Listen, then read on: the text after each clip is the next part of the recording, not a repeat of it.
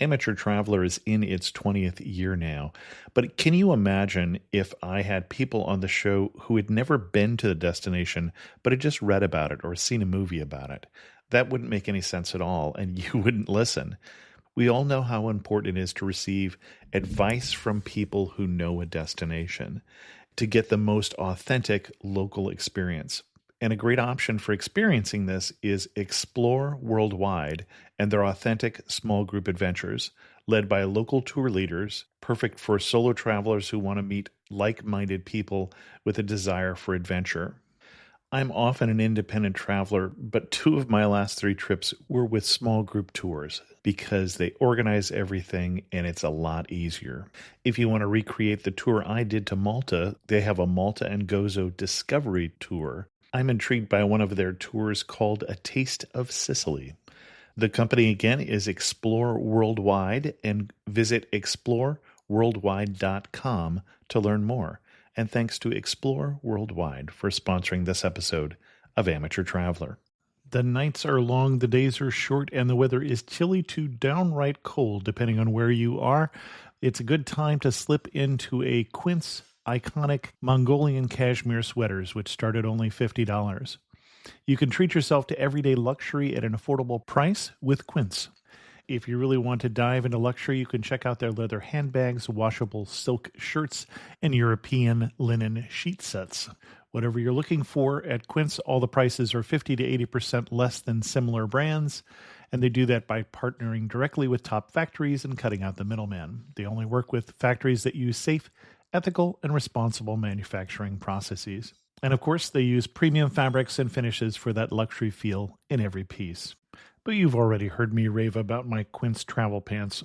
Treat yourself this winter without the luxury price tag. Go to quince.com/traveler for 365-day returns plus free shipping on your order. That's QUINCE.com/traveler to get free shipping and 365-day returns. Quince.com/traveler, and thanks to Quince for sponsoring this episode of Amateur Traveler.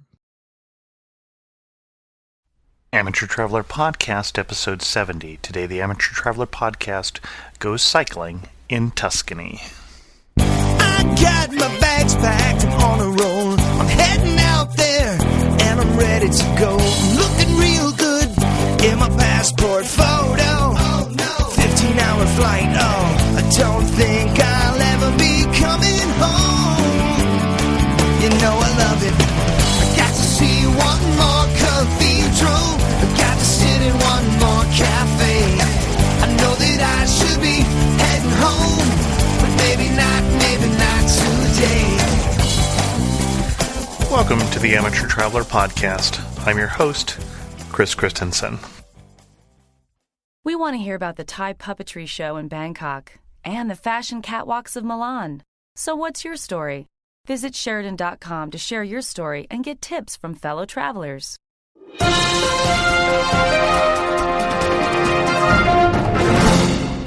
I have 3 news stories for you today. The first 2 are about the podcast.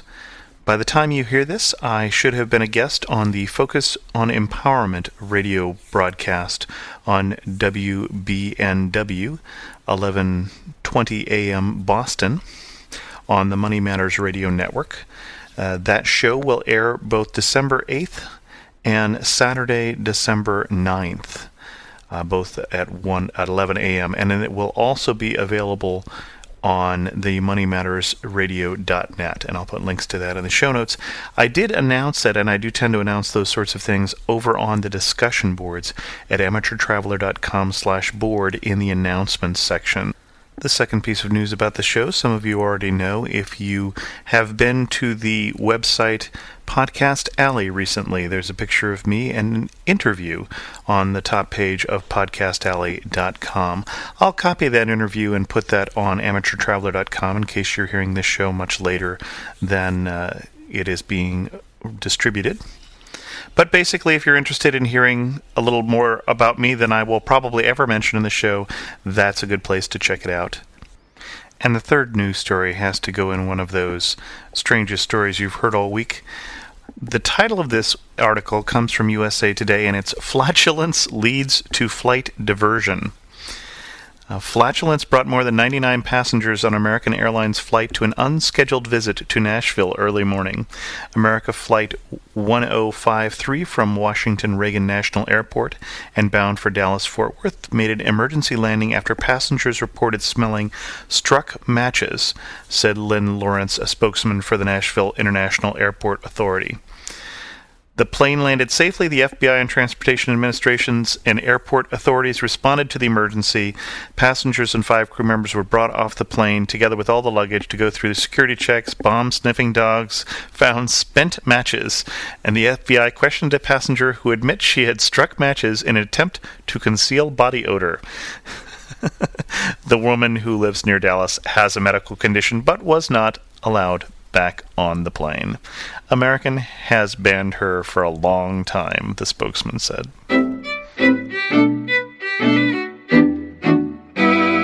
I'd like to welcome the show Jeff from Palo Alto Bicycles. I heard of Jeff from the Palo Alto 360 podcast host. And Jeff, I'd like you to welcome to the show. Jeff, we brought on to talk about Tuscany. Yes, Chris, thanks. I appreciate being on the show.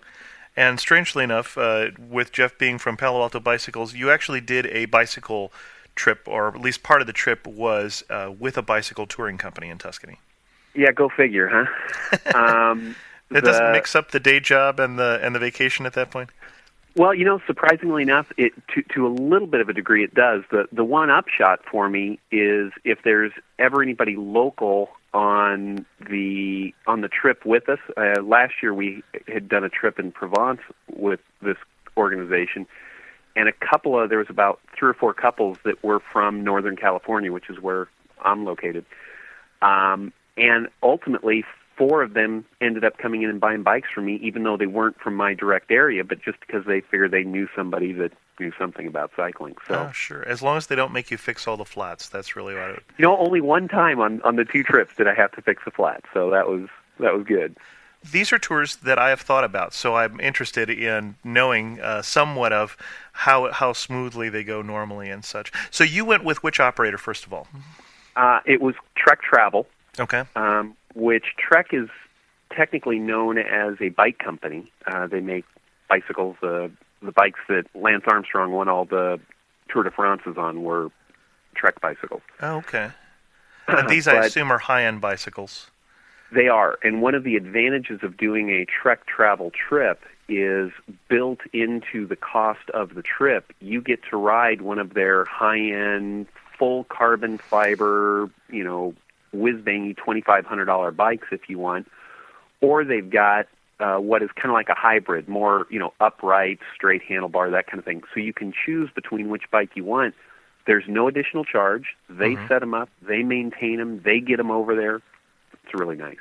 I was surprised that some bike tours actually don't provide bikes. That came as a big surprise to me when I was talking to someone, Andy Levine of Divine Adventures, the other day, was saying that, just make sure that that you actually have a bike, that you don't have to bring one with you or provide for one locally. And that's very true. And here's the breakdown. You've got from darn near throw a backpack on your back and we'll kind of give you a route and that's about all we're going to do for you, all the way up to what Trek Travel offers, which is, bikes, complete support on the ride, and you stay in, 4- and 5-star hotels, you eat at 4- and 5-star restaurants. There's a huge gap between those two. There's also a huge dollar price between those two. Sure. And I hesitate to ask, I assume we're talking somewhere in the realm of $3,000 a week? Yeah. Okay. So what were the highlights of the trip for you? Well, first and foremost, the countryside. It was absolutely stellar. And where were you, on the bike part of the trip, where were you going from to? Well, we started we flew into Florence, Faenza, and then they bus you from there to Pienza. Okay. And you spend 2 nights in Pienza, and you ride around that area. This is all in Tuscany. Then we spent a night in Siena, and an afternoon and evening in Siena, so you got to kind of feel for that town. And then we spent 2 nights in Gaioli and Chianti. So you get kind of an overview of the entire region. It's more the northern part of the Tuscany region, but you cover a fair amount of territory there, and you really get a sense of how the topography changes from region to region. It's really nice. So when you say you cover a fair amount of ground, when you cover it on bike, you're actually biking it. So how long are you biking per day about?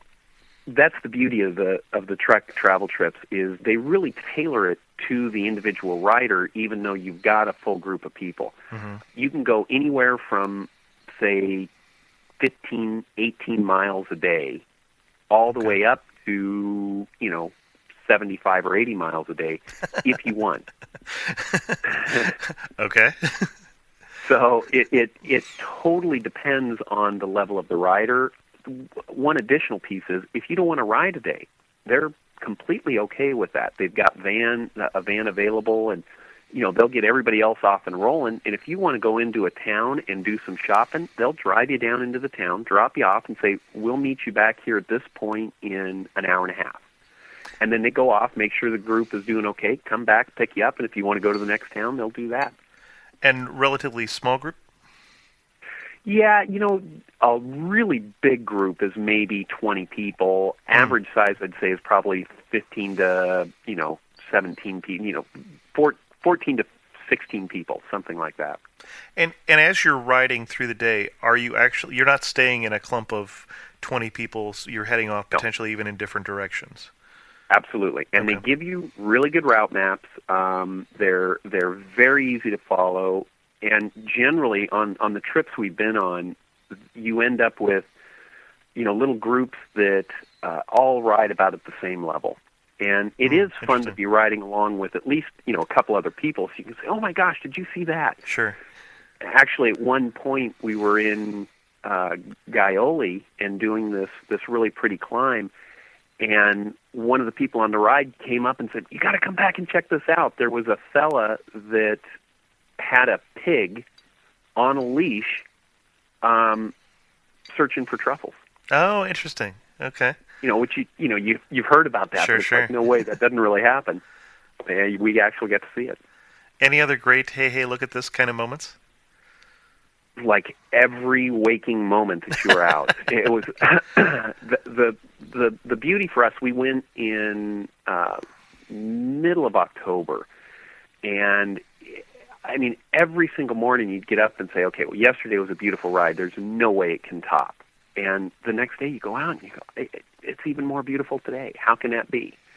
It's an incredible region. One of the things that has always attracted me about some of these is that when you're going through this area by car, you see so much, but for me, I want to take a picture of it, and you can't stop every few hundred feet in your by car when you're trying to get someplace. And usually the people in the car with me are asleep, so I can't hand the camera to somebody. So doing it at the speed of bikes seems like you're going to see more. Absolutely. My experience about 15, 18 years ago, I did a tour across Ireland on a bike. Oh. And I had never done anything like that up until that point. And from that point on, the way I want to go to an area is on a bike, because the pace of it allows you to actually kind of get into the culture a little bit, and certainly you have a much greater sense of the land. You feel more connected to the region because you're not just whoosh, zooming by it or over it, You really, it forces you to slow down a little bit. You've got all the smells of the region. You can almost taste it, the dirt or the, flour or whatever it is that's in the air. It becomes much more tactile.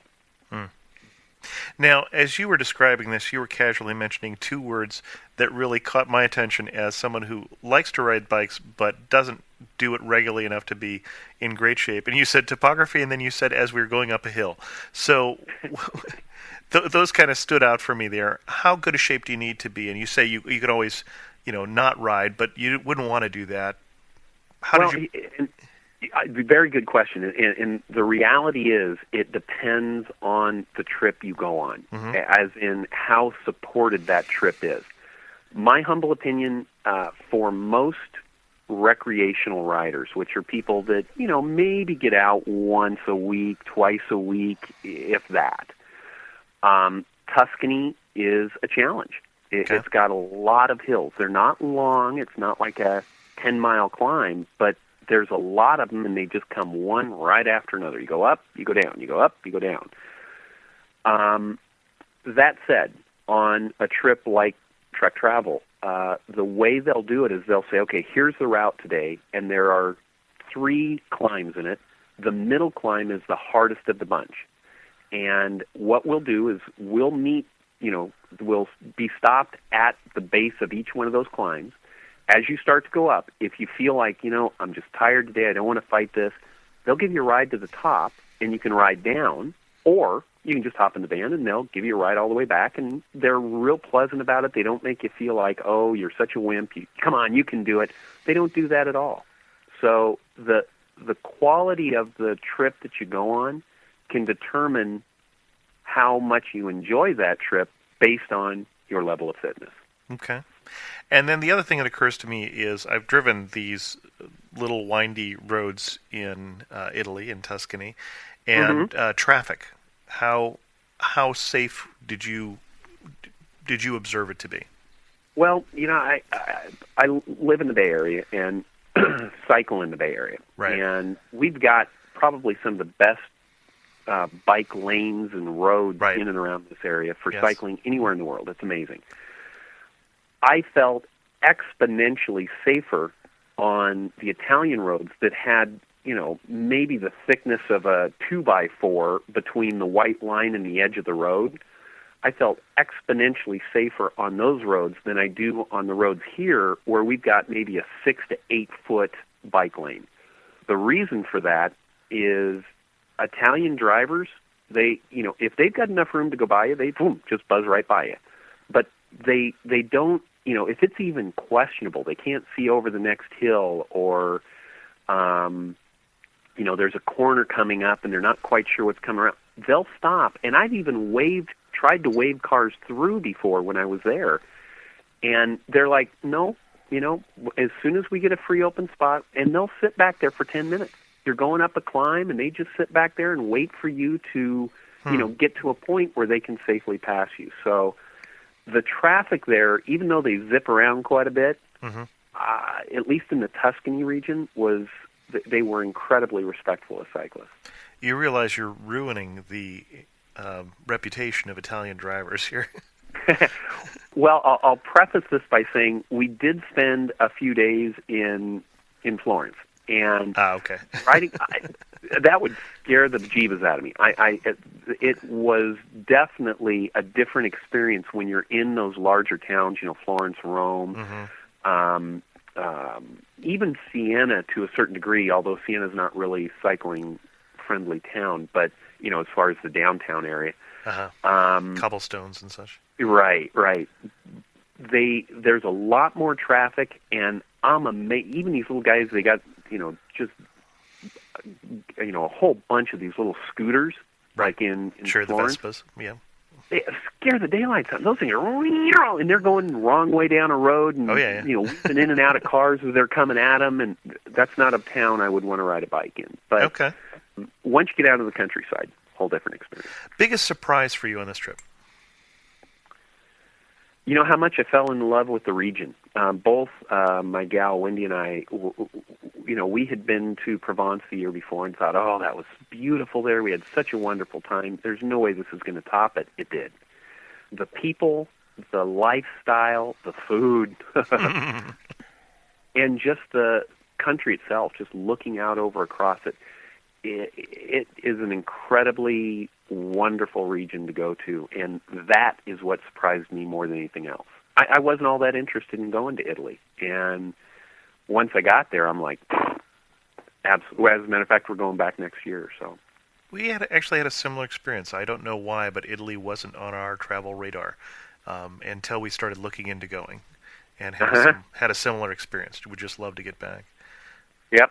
What do you wish you'd known before you gone? More Italian. My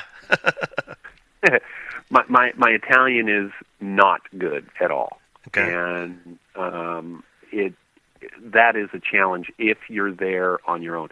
During the Trek travel part of our trip, the guides speak Italian. They're just and off and rolling.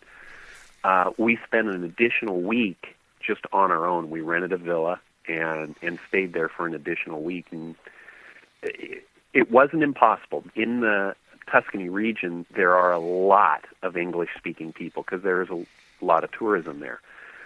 That said, if you can meet them at least, a little bit of the way, they're much more receptive to you. So, Sure. Our goal for next year is just to have a little more Italian under our belt. And where did you rent the villa again?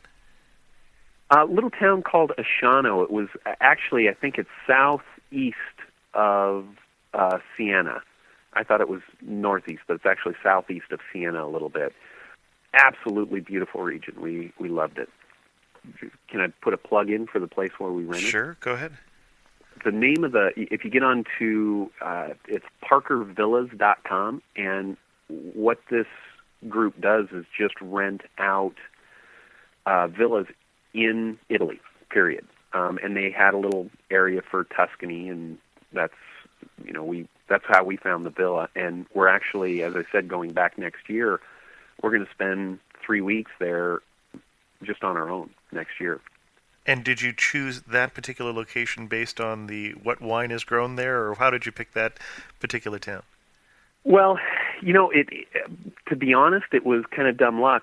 Had talked with some people that said this is a nice little area to go to. You're kind of semi-centrally located. You're about an hour outside of Florence, maybe 15 minutes outside of Siena, by car. So you can kind of get around to this, the whole region. You're fairly centrally located. So that was one reason. And like I said, it was just dumb luck. It ended up being a beautiful place. The one we stayed at, the people that ran it or owned it were just incredibly warm and kind. So we decided to go back. And now that you've been around Tuscany for a while, if somebody else was going there and they just had a couple days, just one of these tagged on at the end of the trip, where would you spend it? I hate to say this only because I'm not a big city guy, but you got to hit one of the, Florence, Rome, one of the larger cities. And the reason for that is the culture and the art that is there, I think, is well worth the stop. Okay. That said, get in a car, head out to Rada and Chianti. Get up into that region. It is, my humble opinion, one of the most beautiful areas in the world. I was absolutely blown away with the countryside and the cute little towns, and they've got great ceramics, and you can just kill a day and you blink and say, wow, I wish I had a month to spend here. And I'll put some pictures in. You're going to send me some pictures I think we talked about, and in the enhanced version. But for those people who are listening in the gym and can't be looking at this, can you describe the countryside? Yes, it is a very hilly region with a lot of valleys in between. So what happens is you ride up this little hill either in a car or on a bike, and you look out and you see these beautiful valleys where they've got, cypress trees growing. They've got big, huge areas where it's very agricultural there. Mm-hmm. They've got vineyards. They've got, actually while we were there, most of the fields were turned up because we were there, late fall. So everything had come out of the fields.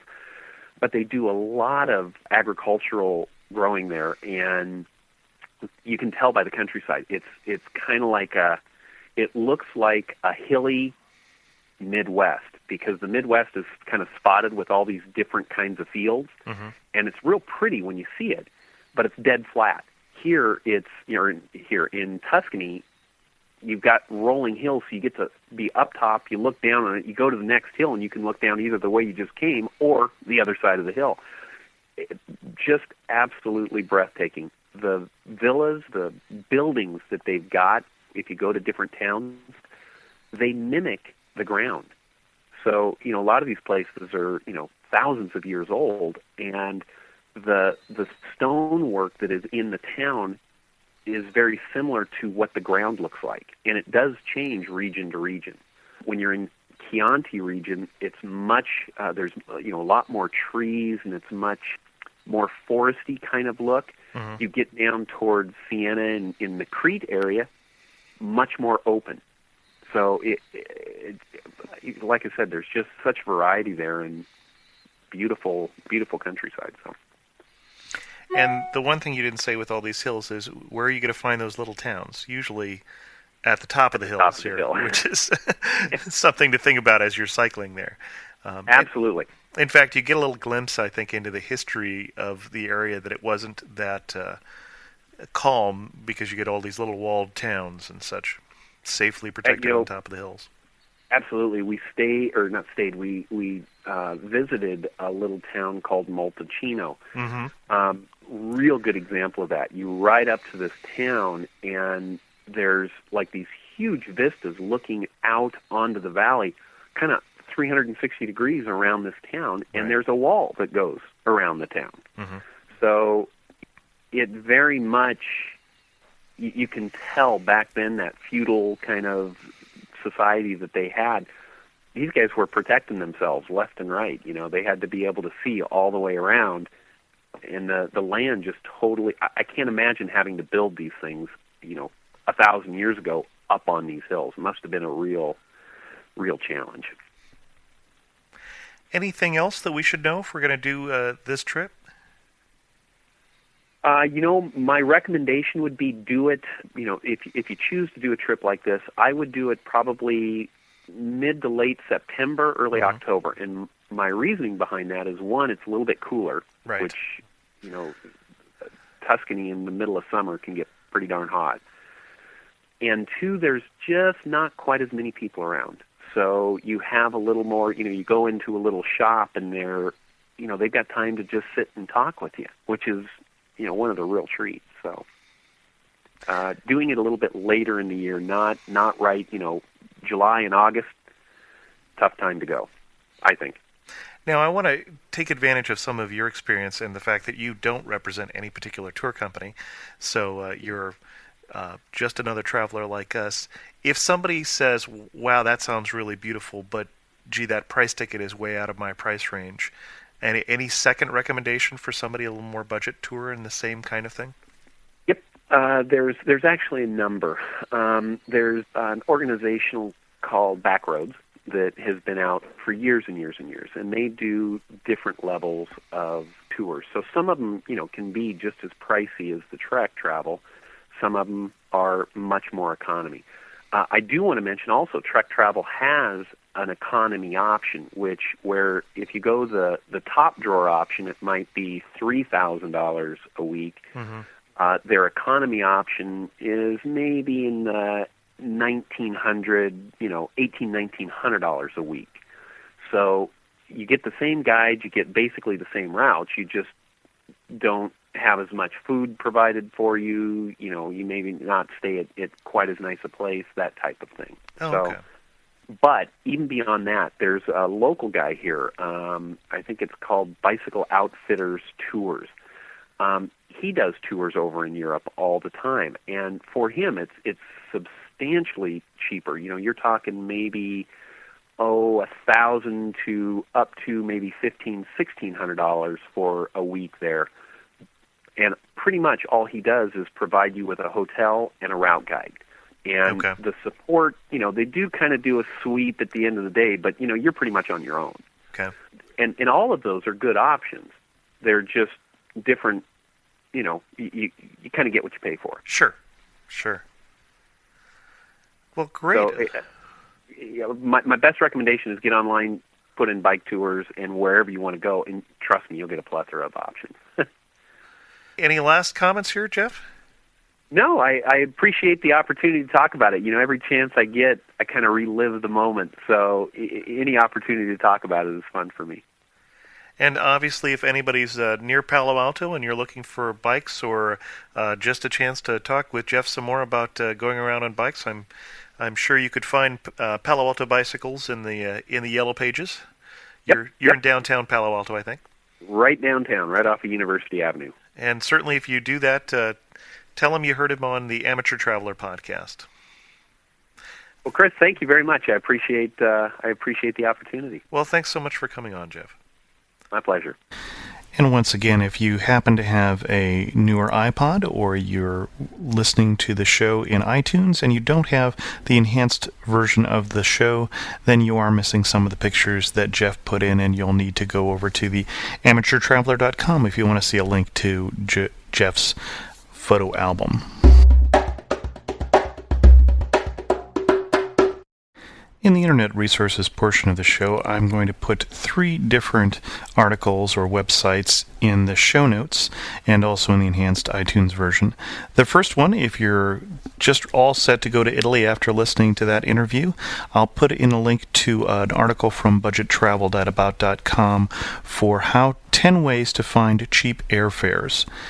And then if you have in mind going to Italy, but you don't think you're up to the bike tour and you don't have a lot of time, I'll put in another article from Fodor's for the Whirlwind Italian Tour. And then the third article I'll put in is for those of you who may be some of the older listeners of the show who have retired. There's an article here for AARP members about how to save 50% at over 30 different hotel chains. So this week we're going to have something for everybody, for our cyclists of all ages here. I had a question from Nick this week who sent me an email asking how to see the full-size pictures in the enhanced iTunes podcast.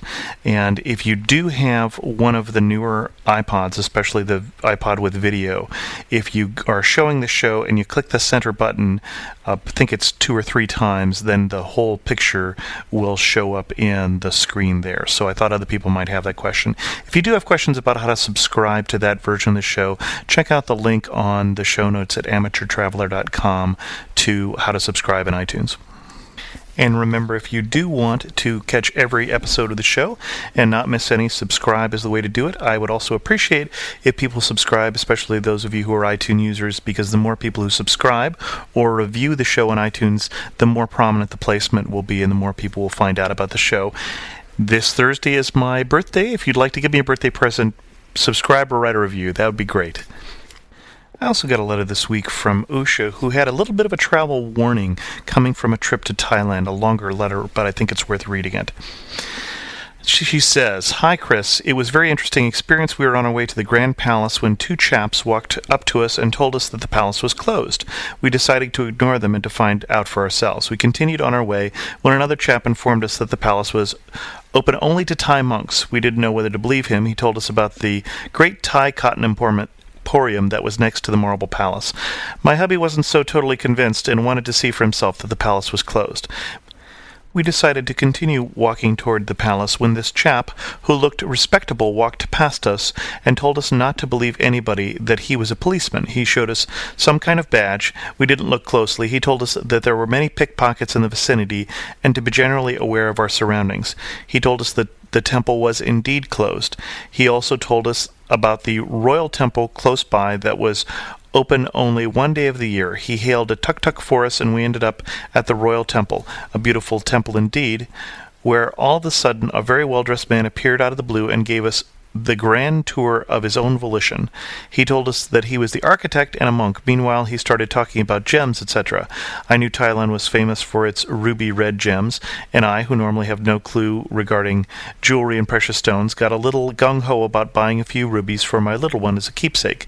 He told us about this royal lapidary where the gemstones were made and sent us to the galleries where we could get authentic stuff at a discount. He told us how this royal lapidary was open only a few days of the year. He got a tuk-tuk and off we went to the royal lapidary, which is next to the palace where the king actually stays.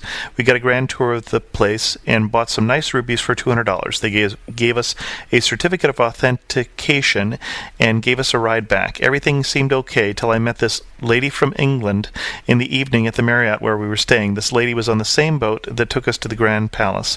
We were comparing notes, as most tourists do, and she started raving about the different Buddhas in the palace, and that's when it hit me that a chain of people had duped us into going to the royal lapidary instead. The lady told us how another tourist had warned her about this, and how she had kept on going, paying no attention to anyone who tried to talk to her.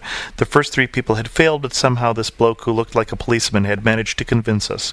He was in cahoots with the architect of the temple, who looked very dignified in his starched white shirt, tie, tiny black boots, etc., who was in cohorts with somebody else in the royal lapidary. All of them got some kind of commission for our showing up at the royal lapidary. Later we learned that these guys did it for a living. They got a commission from some salesman for sending tourists to expensive emporiums. We had seen very aggressive selling of expensive emporiums to tourists in Egypt, but this we thought was the ultimate. Directing people away from a national treasure to earn a few bahts, which is Thai currency. The next day we went back to the palace. On our way back, we saw the same fellows waylaying all of the tourists. I gave every one of these men a piece of my mind, and we warned all the tourists we saw on our way back about these people. We informed the tourist police, under whose very nose things were happening, but he didn't seem to care a hoot. My hubby was so livid, he wrote the tourist authority of Thailand when we reached India.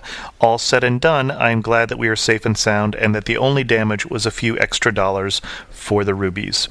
I thought that would be a story that you all should be aware of, especially any of you who plan a trip to Thailand. With that, I'll remind you one more time that there is a contest going on. The person who posts the post on the discussion boards at amateurtraveler.com/board that I pick at random on New Year's Eve will win a new iPod Shuffle. So keep that in mind. Go over to the discussion boards and let us know about your travels. Also, feel free to give me feedback on the show at amateurtraveler.com or send me an email at host@amateurtraveler.com. I'm looking forward to hearing from you, and thanks so much for listening. See one more cathedral, I've got to sit in one more cafe. I know that I should be heading home, but maybe not today.